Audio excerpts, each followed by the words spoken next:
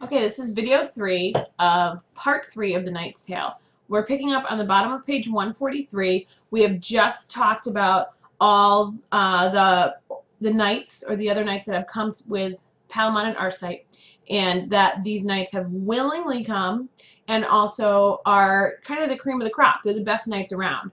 But they're the best knights around because the best knights want to fight for this chivalry. So let's pick up on the bottom of 143.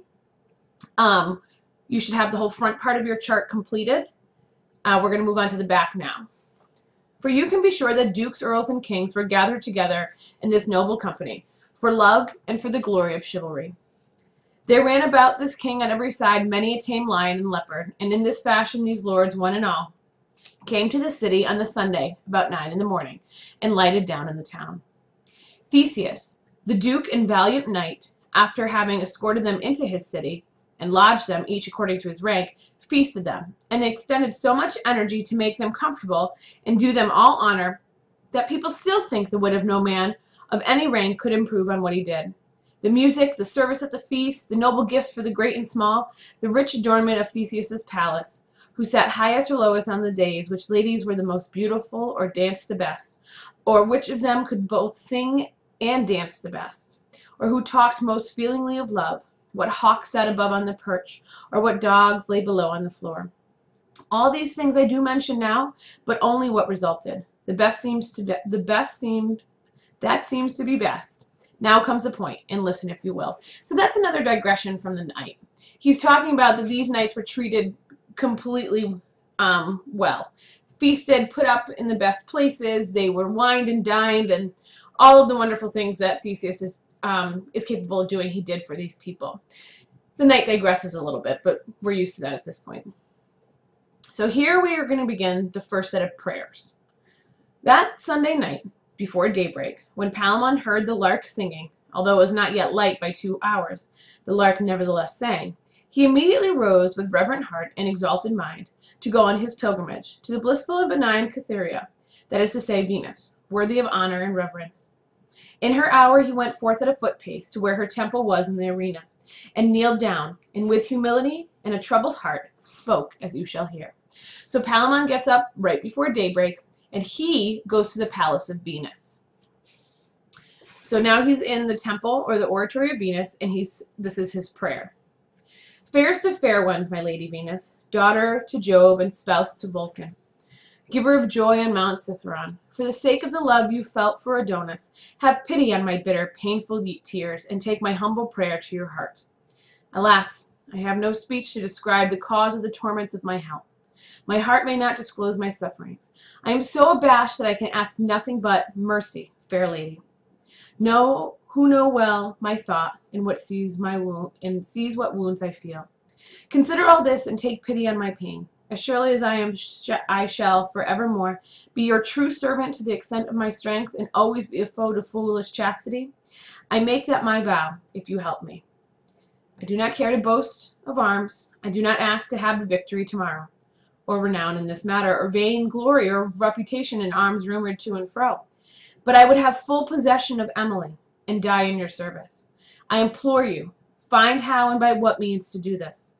I do not care whether it may be better to have victory over them, or for them to have it over me, if I may have my lady in my arms.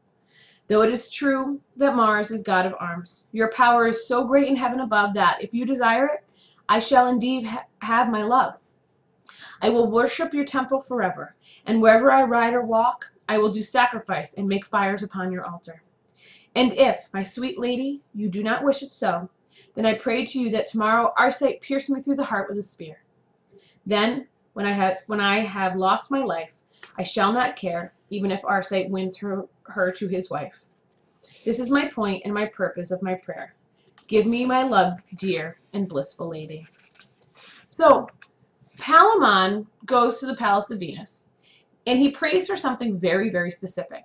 He says, I do not want victory or recognition for the role that he's going to fight in the tournament tomorrow.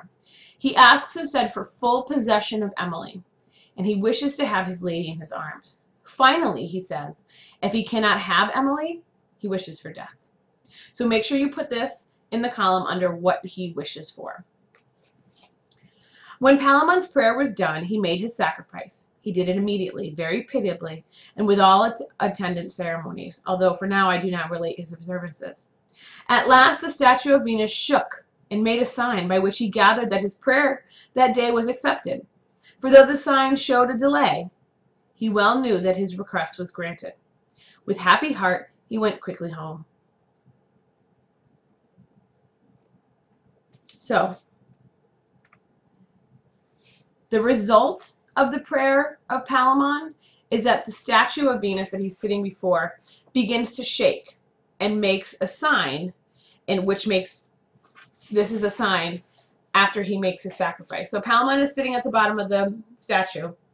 He makes the sacrifice. There is a pause. There is a delay. And then the statue shakes. He gathers from the sign that his prayer was accepted or granted, and he leaves with a happy heart.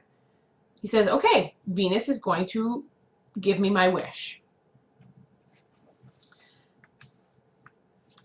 Now you have to determine what the prayer really says about Palamon. He doesn't ask for victory. Victory is not important to him. Recognition is not important to him. The only thing he wants is Emily. And he wants, when he says full possession of her, it's not in like a weird, creepy way where he wants to, like, you know, have her, like, physically have full possession of her. He means that he wants her heart completely. He wants every part of her heart and soul to love him as he loves her.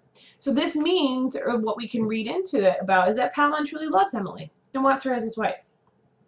He's so in love with her that he prays for death if he cannot have her. And it's believed that he is a loyal, lovesick, devoted man whose heart is in the right place. So let's pick up in the middle of 149. Make sure you have all of these notes, so your whole top column on the back side of the chart should be completed for Palamon. In the third unequal hour after Palamon had started for Venus's temple, the sun rose, and so did Emily, and started out for the temple of Diana. Her maidens, whom she took there with her, had ready with them the fire, the incense, the vestments, and all the rest that must go with the sacrifice, the horns full of mead, as was the custom. Nothing lacked to make sacrifice to Diana. When the temple was smoking with incense and full of fair vestments, Emily, with a pious heart, washed her body with the water of the well. But how she performed her rite I dare not tell, except in general. Yet it would be a satisfaction to hear all of it. For this that means well, it would be no burden. But it is good for a man to be free to omit what he wants. Her shining hair was combed completely loose. A crown of evergreen oak was set fairly and becomingly on her head. She began to make 2 fires upon the altar, and performed her duties as we may read in Seius' Theobald and other ancient books. When the fire was kindled, with a piteous countenance, she spoke to Diana, as you would hear. So, Emily goes to the temple of Diana. She does a sacrificial cleansing of the body, and then she begins to build her sacrifices, her sacrifices, and she begins with this prayer. O chaste goddess of the green wood, to whom both heaven and earth and sea are visible, queen of the dark, deep kingdom of Pluto, goddess of virgins, who have known my heart for many a year, and who know what I desire, keep me from your vengeance and your anger, which Actaeon paid for painfully. Chaste goddess, well you know that I desire to be a maiden all my life. I never want to be either a beloved or a wife. You know that I am still one of your company, a virgin, and love hunting and roaming in the wild wood, and do not desire to be a wife and to be with child. I do not want to know the company of man. Now help me, lady, since you may and can, by virtue of the 3 forms which you possess. As for Palamon, who bears such love to me, and Arcite too, who loves me so strongly, this boon I beg without another. Send love and peace between the 2 of them, and so turn away their hearts from me, that all their fervent love and their desire, and all their vexations, torment, and their ardors quenched are turned in another direction. And if it be that you will not grant me this favor, or if my destiny is so shaped that I must have one of the 2, send me the one who most desires me.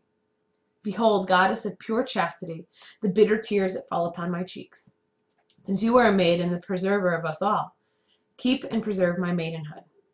And as long as I live as a maiden, I will serve you.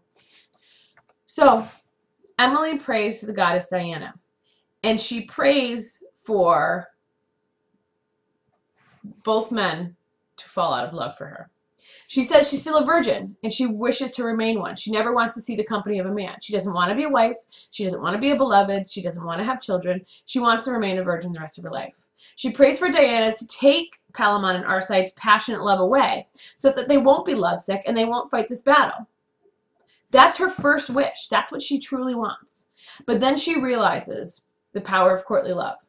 And then her prayer changes, and she says that if she must marry one of them, let it be the one who desires me most. So let's pick up on the bottom of page 151. The fires burned upon the splendid altar while Emily was thus engaged in her prayer. But suddenly she saw a strange vision.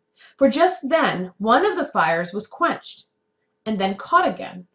And after that, the other fire was quenched and completely extinguished. And as it was quenched, it crackled, as wet wood does as it burns. And at the end of the firebrands, then ran out many of what seemed bloody drops. Emily was so terribly frightened at this that she was very nearly out of her wits and cried out. She did not know that the meaning of all of this was. It was only for shock that she cried out and wept, so that it was pitiable to hear. At that, Diana appeared with bow in hand, clad as a huntress, and said, Daughter, stop your sorrow. Among the high gods it is declared, and by eternal word written and confirmed, that you shall be wedded to one of them, who have had so much care and trouble for you. But which of them I may not tell. Farewell, for I may stay no longer. The fires that burn on my altar shall declare to you before you go hence your fortune and love in this present situation. With that word, the arrows in the quiver of the goddesses rattled and rang loudly, and she went forth and disappeared. Emily was astonished at this and said, Alas, what does this mean? Diana, I put myself under your protection to be disposed of as you wish. Then she went home the nearest way. This is what happened. There is no more to say. So the result of Emily's prayer is she has two fires sitting at the bottom of the statue. The two fires that she started, one fire goes out and then catches fire again. The other fire goes completely out and then begins to drip blood. She's then told by the actual goddess of Diana who appears that, I understand that you want to be a maiden your whole life and you don't want to marry, but it is your destiny that you will have to marry one man. Emily is terribly frightened. She is neither confident or worried. She is scared out of her mind. She leaves questioning the idea, but understands that she's a pawn of fate and she has to comply. She's not happy with her fortune, but she realizes that this is my role and this is destiny and this is my fate and I really can't fight it. Diana and the other gods have declared it and there's no fighting that. What we need to remember is that whatever the gods say is true and that will happen, will happen. They cannot be wrong. They cannot go back. So if they grant somebody a wish or they grant someone a prayer or they give them a sign, it has to happen.